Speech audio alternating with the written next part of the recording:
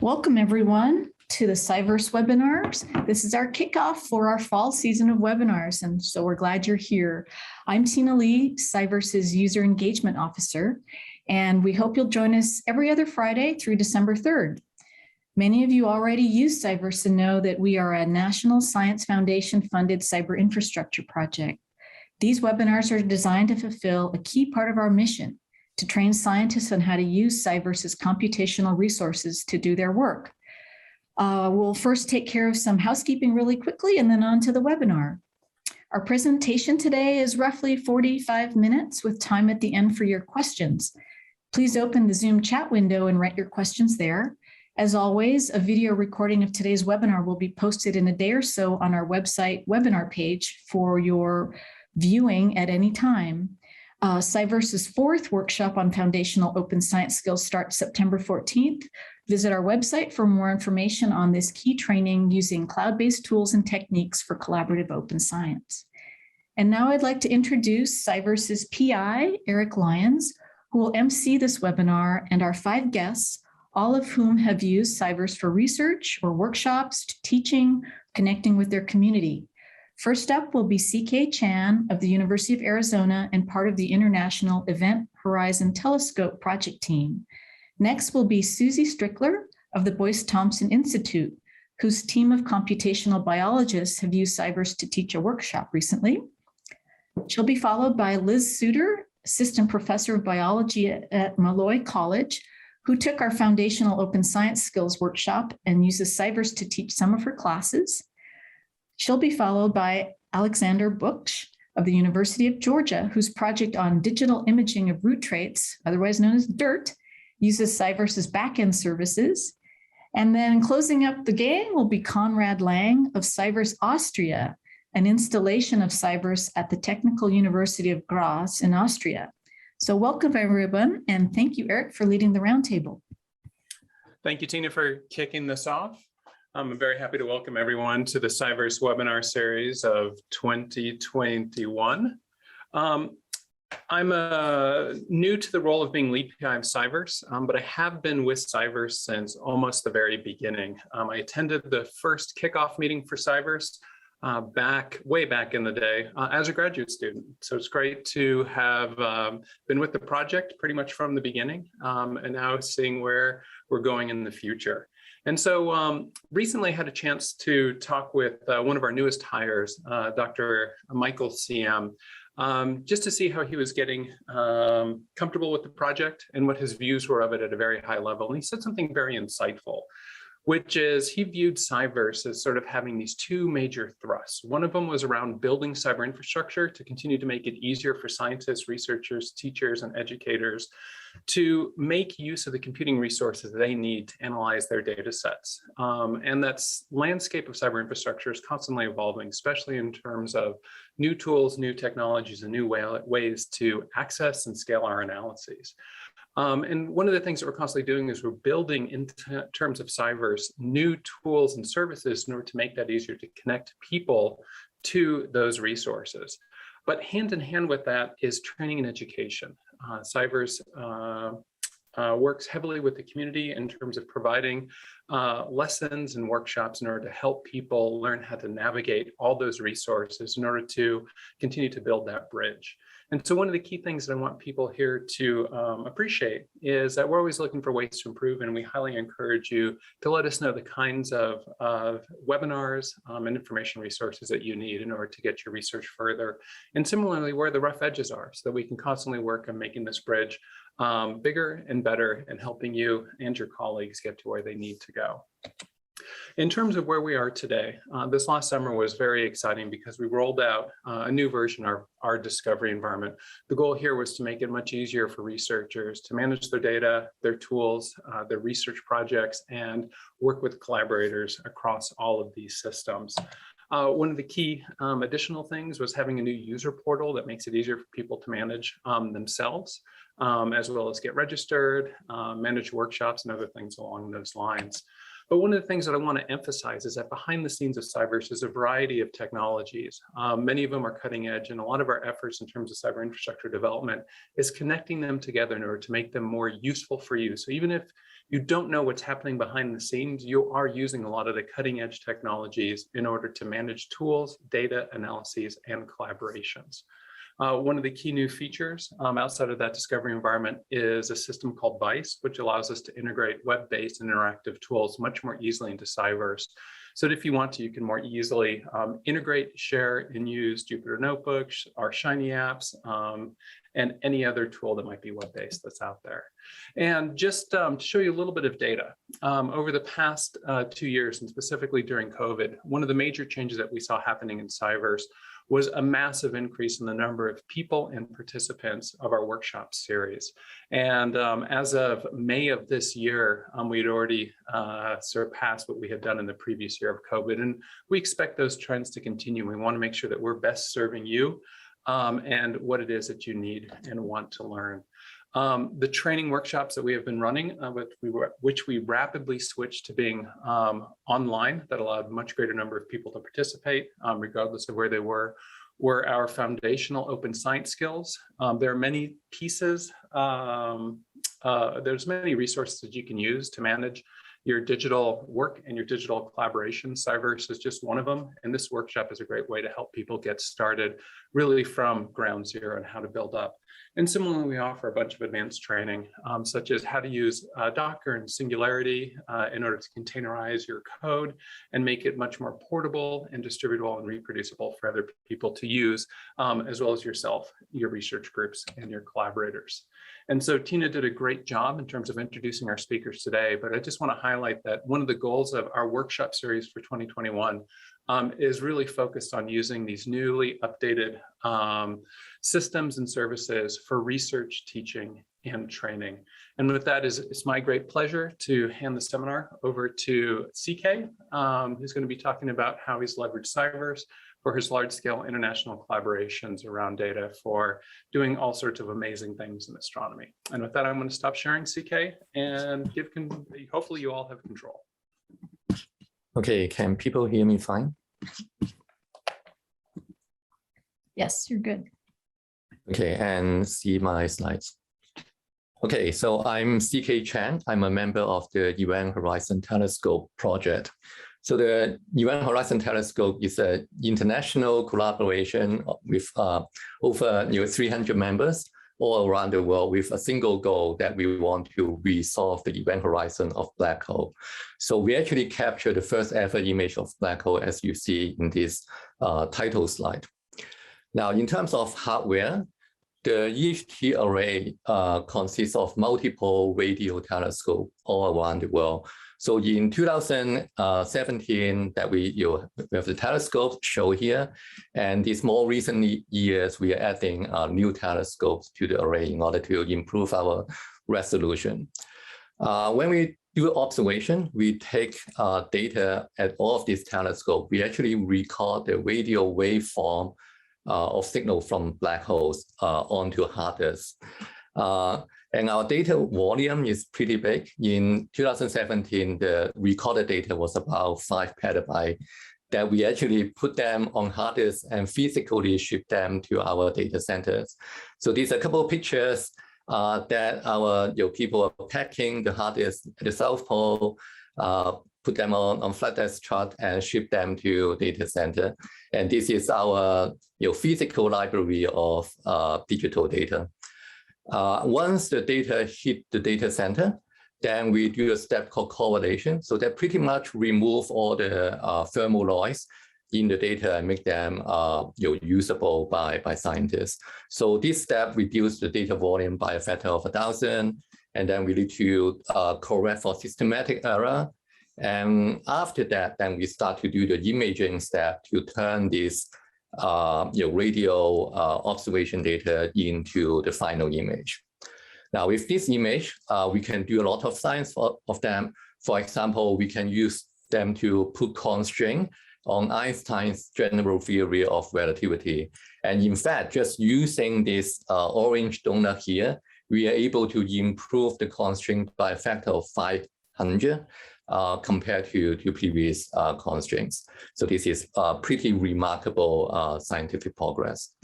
Now, for an international collaboration like this, I think the number one important thing is actually training, as Eric mentioned.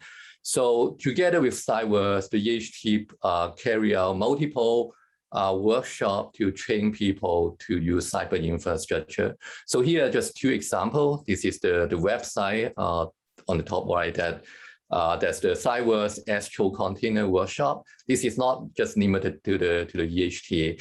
We actually educate different astronomers in different projects to use Docker, Singularity, container, and how to ship their software to the cloud. And then the picture here, this is actually a BC week organized together by the Event Horizon Telescope and CyVerse, that we have people from CyVerse, from EHT working together, trying to figure out how to handle our large data set using the open science grid. So with training like this and pipeline developed in this kind of BC week and workshop, we can start doing data analysis. So this is a high-level overview of some of our data analysis pipeline that we store a large amount of our data set on the CyVerse data store. And then we use the Pegasus workflow manager to ship this data and our software to the open science grid. And then we automatically push the simulation result back to CyVerse. So thanks for the infrastructure and the workshop, we have some a few very automated pipeline running this way. And in fact, the EHT is the #1 user of Open Science Grid in the last few months. Thanks for all of these developments. And once we finish the analysis and we publish our paper, we also use CyVerse to release our data. So this is just a couple examples of how we put our public data on CyVerse data store. And I think we are one of the few astronomy projects who follow the FAIR principle to provide metadata for people to reuse this data. And I guess the last thing I want to bring up is CyVerse is also helping us to design the next generation infrastructure. We actually have a small Kubernetes cluster on CyVerse that we are playing with, and we are combining that together with Google Cloud to develop our next generation infrastructure. And at this point, we are able to do cloud bursting calculation up to a few thousand core, all thanks for the collaboration with CyVerse. So that's all I have. This is not a lot of time to share you all the science that we do, but hopefully this gives you an overview of all the great things that we are working together with CyVerse. Thank you very much. Thank you, CK. And I'm going to just request people to hold their questions until the end when we have our Q&A session. And with that, I'd like to move over to Liz Suter with Molloy College. She'll be talking about using CyVerse for teaching and education. Thank you. I'm going to share my screen. Can you see that? Yes. Okay, so hi everybody. My name is Liz Suter and I'm an assistant professor of environmental sciences at Molloy College, which is a small, primarily undergraduate college in New York. And I've been using CyVerse for teaching and doing research with undergraduate students. So I'll tell you a little bit about that today. And I am primarily a microbial ecologist. So I research microbial communities in aquatic environments. So this project with CyVerse for me started actually during the pandemic, when a couple of my colleagues and other early career researchers were interested in organizing a teaching collective for bioinformatics. So we call ourselves the Bioinformatics Virtual Coordination Network, BVCN. And so we put together a website and a set of tutorials and tutorial videos for teaching bioinformatics that are still posted. You can learn a lot of things asynchronously. And we organized ourselves by topic, according to different topics within bioinformatics. And I primarily teach within amplicons, which is this concept of using marker genes from organisms to determine their taxonomy and ultimately the composition of microbial communities. So a lot of my colleagues, for the purposes of BVCN, were using tools like MyBinder and RStudio Cloud, which are really great ways to teach computational demos for students. But I was running into a little bit of trouble with amplicons because these sort of have an upper limit of 1 to 2 gigs of RAM and 1 CPU. So I was looking around for options for both teaching, but also ultimately being able to have my students do these types of analyses with real data, not just work on demos. So that's how I found CyVerse and the discovery environment, which you might already know can go up to 16 CPUs at 64 gigs of RAM. So it's pretty big. So this was a really good solution for me. So I started to dig into it a little bit and discovered that the discovery environment already had an amplicons pipeline that used this pretty commonly used pipeline known as Chime2. So I started to teach myself how to use the app, and then we implemented it within BVCN. So we made tutorials and videos online where we analyze an environmental microbial community data set using Chime2 in the discovery environment. And this lesson video now has over 700 views. So this was great, but with my students, I mostly use a different pipeline called Data2, and this did not at the time exist in the discovery environment. So I signed up for FOSS, which was mentioned in the beginning, which I definitely would put in a plug for anybody who's interested in getting to know the discovery environment a little bit more. So this Foundations of Open Science Skills workshop really helps me. I learned how to implement Docker. And then using Docker, I was able to build my own app within Vice, within the discovery environment that I now use with my students. And that's the name of the app. It's RStudio Data2 Decipher. And there's also a lesson within the BVCN tutorials on implementing this pipeline within CyVerse as well, which also has more than 700 views as of yesterday. So I use this environment now for most of my projects. So here's just some recent examples. With collaborators, I've been looking at microbial communities from the Hudson River near a sewage outfall using one type of target gene known as 16S RNA. I recently submitted a paper with another group where we looked at protist community compositions in marine anoxic zones using a different target gene.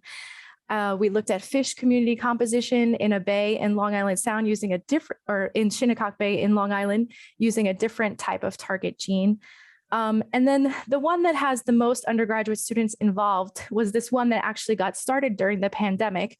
So we were not able to really go out and collect our own samples.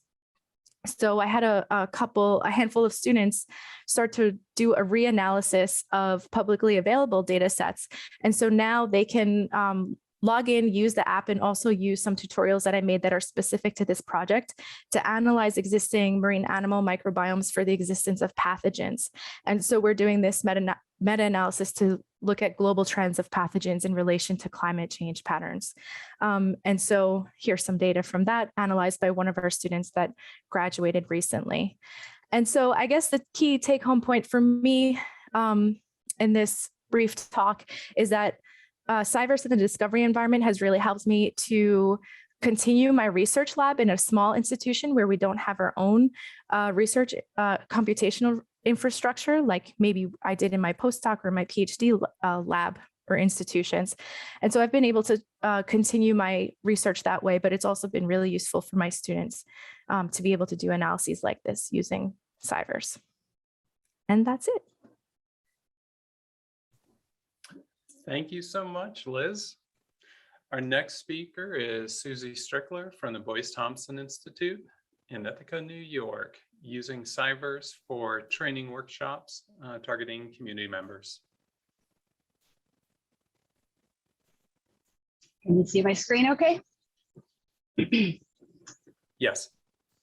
Okay, so yeah, I'm the director of the BTI Computational Biology Center. The Boyce Thompson Institute is in the background there on the Cornell campus. And the BCBC exists mainly to provide assistance and training on bioinformatics related topics. We also provide services, bioinformatics analysis, and that sort of thing. We also conduct our own research, developing tools and best practices for data analysis. We're pretty BTI focused, but some of our programming, such as the workshops, one of which I'm going to discuss today, are more outward facing. And we have a great team of people that you can see at the bottom here. So Adrian, Jing, and Jacob are all heavily involved in the workshops that BCBC creates and implements. Jacob in particular was the driving force behind the workshop I'm going to talk about today.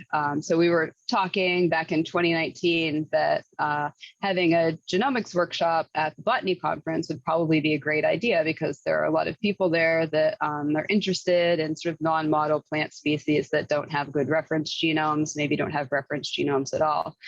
So teaching them a bit about genomics could really help them move ahead in some of their work. So we designed a workshop and we piloted it with our local community, and we've presented it at Botany for the last 2 years. So you can see some of the people that were involved in organizing it here this last time. So Fei Wei Li, who's also at BTI, and then some Jacob Landis, of course, and then a colleague at the University of Connecticut. These are the topics that we cover. So all of this is very hands-on. And so we have Adrian give them a crash course in Linux command line, since that's used pretty frequently in bioinformatics. Fei Wei gives them a bit of a background on experimental design and generating DNA or RNA. We have a genome assembly session. So we have a very small reduced data set that we use for all of this. Otherwise, it would take quite a bit of time. So Jacob does that. Then we do some genome annotation, and then we do some downstream analysis. So all of this is rather computationally intense and involves rather large data sets. So our problem was, this is our challenge. How are we going to get all these students from varying levels of bioinformatics training, getting them on Zoom from around the world and having them on equivalent platforms with shared data with adequate processing power? So with that, CyVerse to the rescue. So we were able to make an image for Atmosphere that could be launched on Atmosphere. And so this image that's shown here has tools for genome assembly, annotation, and some of the analyses that we do. Basically everything you need for the workshop is there. And then this can be launched on Atmosphere so that the students can practice using these tools on the command line. And then all of the data for the workshop we put on the data store. So these are some small, we use their utricularia data set, so small genome that they use for genome assembly. And then we have some data in there that they RNA-seq and such that they use for annotation. So we had, this was our last class. So as I said, we did the workshop twice, once in 2020 and just recently back this past July. So this was all virtual. And the first time we did it, we had over 120 people waitlisted. We capped it at 10 since it was the first time we were doing it. And we weren't sure, how well it was going to go with a broader audience. So it went great. So we did it again the following year and again had over 100 people waitlisted. This time we capped it at 20. And since it's so hands-on, we just like to keep it small so we can make sure everyone's staying on the same page. And the last time we did it, you can see we had people from a number of different institutes and universities, mainly people from the US, but also some folks from Brazil, India, and England. So if you're interested in checking out any of the materials from the workshop, you can find them in these respective places. I forgot to mention it's also on YouTube recorded, so you can see the whole session there if you're interested. And everyone at CyVerse was just great at helping us implement this and get things up and running. Thanks. Thank you, Susie. Again, for people that are recently joining us, we do want to just send an apology for a problem with the password when the embedded link for Zoom. We're having many speakers. If you do have any questions, please hold them to the end and our speakers will be happy to hang out as long as you would like, or as long as they would like. With that, I'm very happy to introduce Alex Bush from the University of Georgia. He runs a couple of platforms for imaging routes, leveraging CyVerse for backend services and scalability. With that, Alex, I hand it over to you. Thank you, Eric. Let me share my screen. Yep. And the wrong one. Great. No. Yeah, that's Okay. presenter view. Yeah. It's still the presenter view? No, that's perfect. Yeah, it's perfect. Yeah, okay. Okay, so I was just asked to talk about how dirt lived over the last almost, I think, 7-8 years now on CyVerse, and what will come out of that. And I'm here in Georgia, and I work actually on roots. And what you see here in these pictures is the right side is the data that we nowadays generate on the left, which is a 3D point cloud, and the left side is an image of a root system where we started to analyze with dirt. So very quickly, just what we do. And there are 3 aspects to this root research. One is we want to have a highly detailed phenotype. These are the algorithms that we do for imaging. We search then in the results of these highly detailed phenotype images. We look for new phenotypic patterns that hasn't been described before. And that all together makes very large data sets. And that's why we went to CyVerse, because through CyVerse, we just get access to a lot of computing and storage resources and a lot of tools that make our life for development of user-friendly software to share our algorithms, not only with ourselves in our lab, but also with the wider community. Just very quick, how does this work? A phenotype of a root, think just about like, look here, you put it in 2 environments, you dig it up, and then you take it out, and you see that this angle here on the top of the root just changes between the 2 environments, even though it's the same genome type. And if we can quantify that and compute just out of these simple images, we might be able to break that down the line. And that can be related to more yield, more food, and address the challenges that come simply from the changing climate. So what we really search for, what I just indicated, is we search for something geometric or numbers of roots or even functions that summarize the whole root shape. How this is done? It's really simple in the field. We dig them up, we wash them, and normally we would measure them, and we'd use CyVerse to really automate this process of measurement of these roots to really phenotype them and get them really nicely described. And we came up with a very easy protocol where you just take an image. This can be your iPhone, that can be a professional camera, might be even a Raspberry Pi camera. And that we published in 2014, this protocol, how to take an image of a root. You can take an excise root out of this whole root system to get more detail in case you have a root like this maize root here that is very dense and very occluded. And then all you do is you go to this dirt website, you upload it, this image, and you get about 70 root traits back. That's how easy it is. And I don't want to talk about all these traits that we now compute in there, which is one angle. I want to actually talk what did dirt to the community, because this is CyVerse actually about. CyVerse is about community, and that is the whole research community. And if you look what 2010 so-called shabalomics root studies, it was not even possible to have replicates because you were just busy counting roots in the field. So these are the first studies published. And then when we came out with dirt, we increased massively the sample size, the number of replicates, the number of genotypes within these kind of published studies.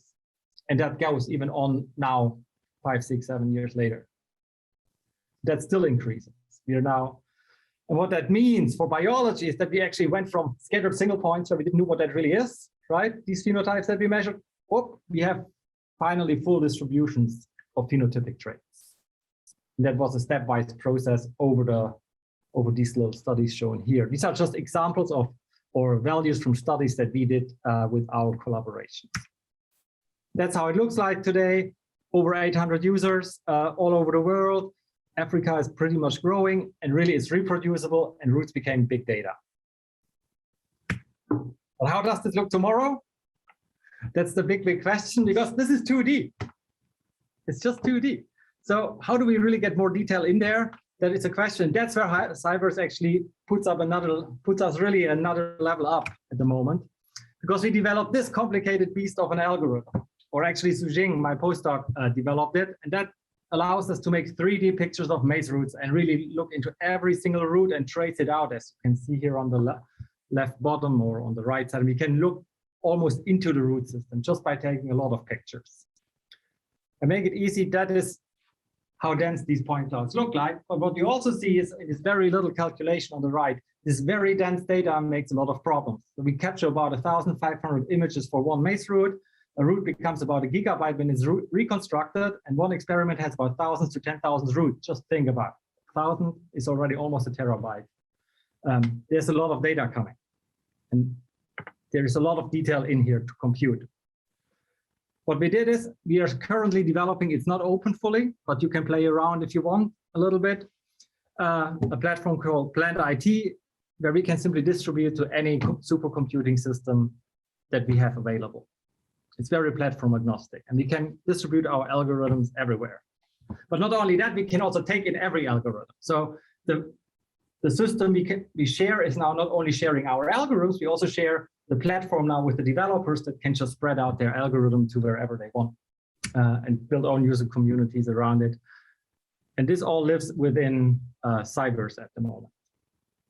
Important is really that it's platform agnostic. We can connect to any high performance computing system, and it integrates even with a couple of phenotyping standards that are out there. Other things that happen inside is what I just mentioned. You can bind to any HPC resource. You can access, move, share all your data in the data store. You can share that on the website, make use of a lot of functions that we just mapped through Terrain API. And you can also monitor and catalog what you have done on this platform. So things become just a little bit recorded and saved for you. So you have the documentation of how you change the computation over time. So all I wanted to say with all of that is just like, we need to scale up. If you want to understand how all these genomes interact with all these environments and all these environments of the future, which is the very big question in life science, not only in plant biology, I guess.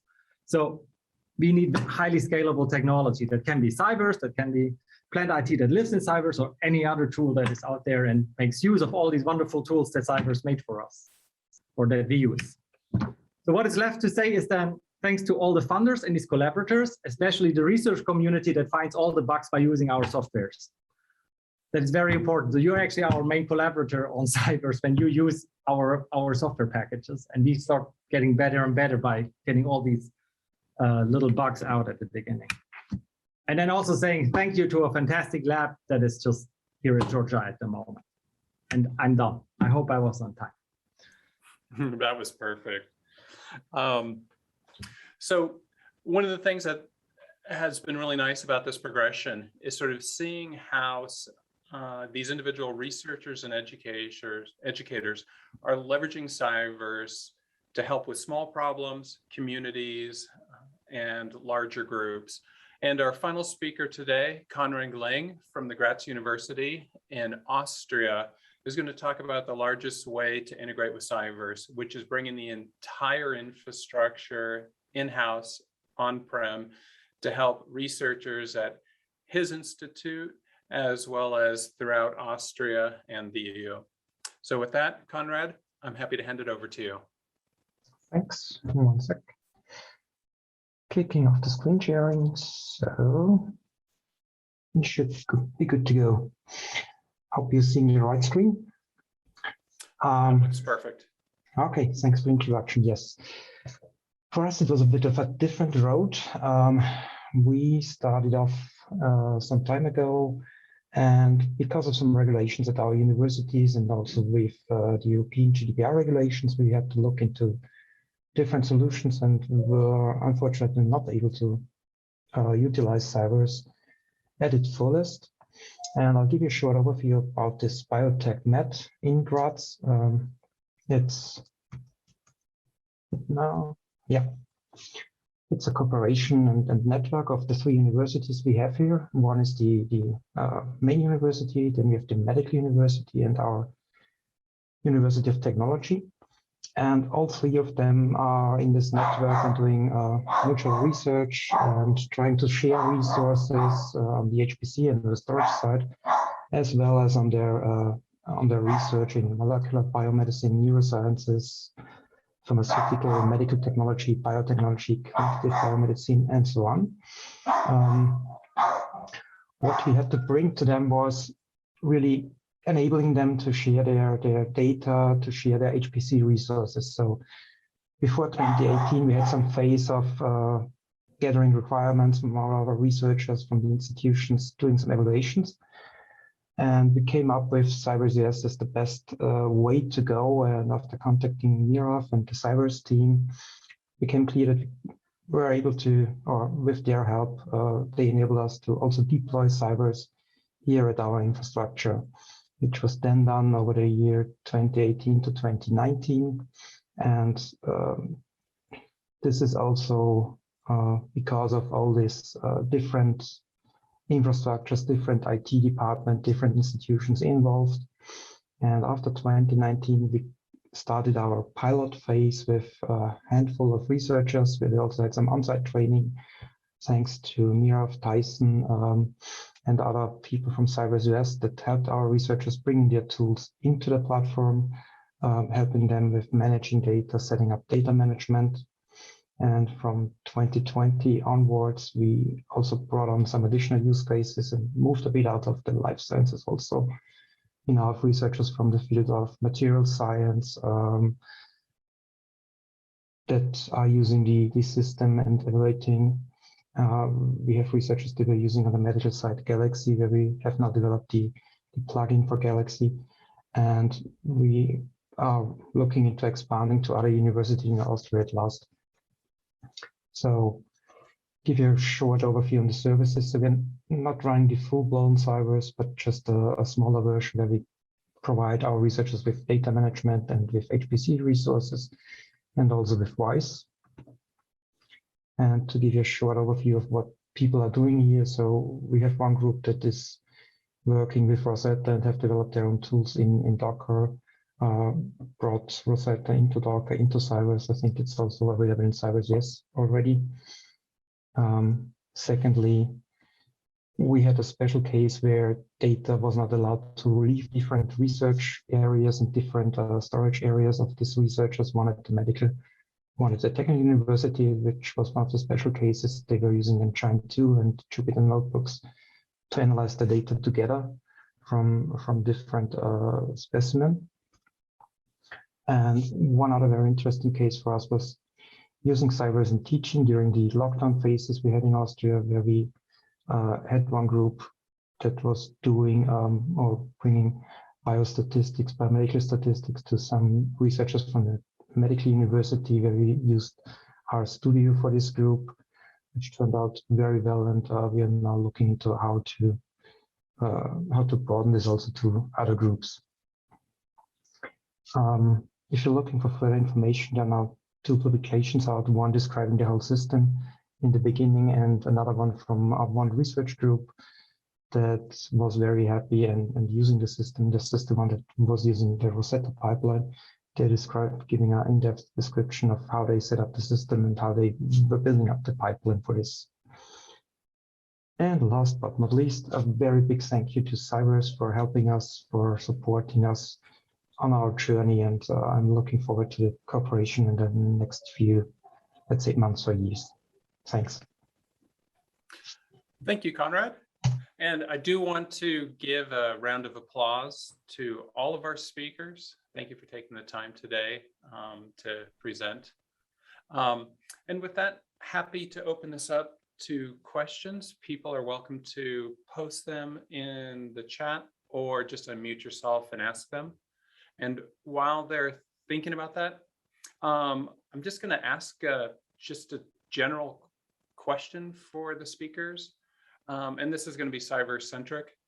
But one of the key things that we like to see happen with CyVerse is it helps people to scale up, scale out their analyses, and enabling them to ask questions that they just weren't able to do beforehand and may not have thought of. I'd love to get your thoughts on that, especially as we sort of think about this from the education stance, training stance, research stance, big international collaboration, or bringing the entire platform in-house. So maybe I can talk a little bit about our experience.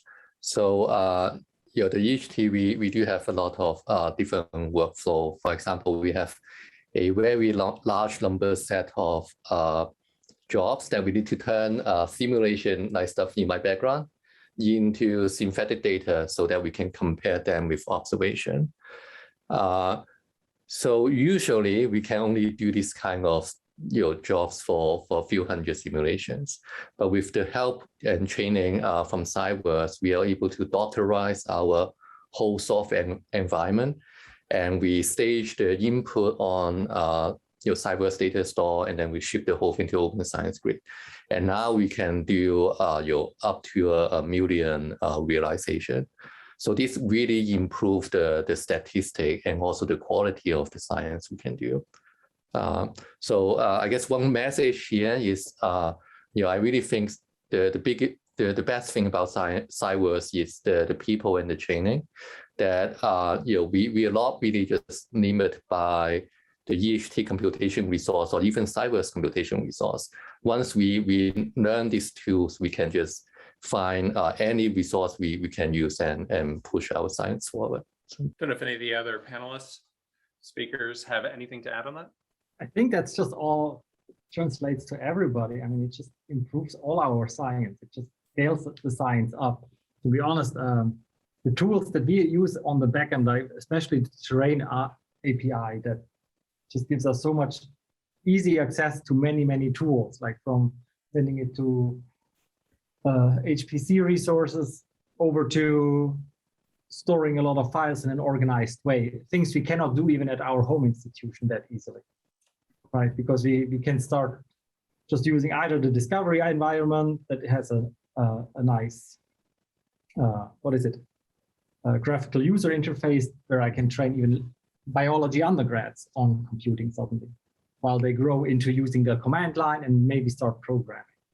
So it's just like a whole new world is somehow there for us in terms of scaling the science to what it should be or what we need, especially in this G cross E questions. That is for me the biggest thing. That is music to our ears. Thank you, Alex. I'm going to pass your comment on to Sarah and our development team about that. And we did do a webinar on terrain, so people can dig further if they want to understand how to use terrain. Are there any other questions? Did people online, or you're welcome to, as Eric said, to unmute and ask questions. Otherwise, I wanted to ask people generally too, like Eric, sort of an open-ended question. And I think I've heard a theme throughout that it's not just the platform itself, but it's really the people behind CyVerse, which we always like to emphasize that it's not just the hardware and the software, but it is the people. So it sounds like you've all managed to, you've probably encountered some technical difficulty and were able to resolve that with the help of some staff. Is that kind of your experience? Definitely. Okay, great. I would absolutely agree with that too. Ritu was a huge help for us for putting our workshop together. Even on the weekends, we were getting support because the last time we did a workshop, it was on a Sunday, and I thought that no one would be available to help us, but we still had support. It was great. Oh no, her inbox is going to be bombarded. Yay. They're great though. Yes. Thank you. Thanks for those compliments. Are there any other questions? Audience? Okay. Well, thank you all for sharing. Thank you, Eric, for driving. And again, my apologies about the link. I'm trying to track down where that embed link went wrong. But we look forward to people joining us in 2 weeks for our next webinar, which is on discovering what's new in the discovery environment, which will highlight some of the key features that we've added and grown and made really robust to support the full data lifecycle. That'll be presented by Ryan Bartlemy, one of our science informaticians and a trainer on our team. So thank you, wonderful presenters, and thank you everyone for joining. See you all in about 2 weeks.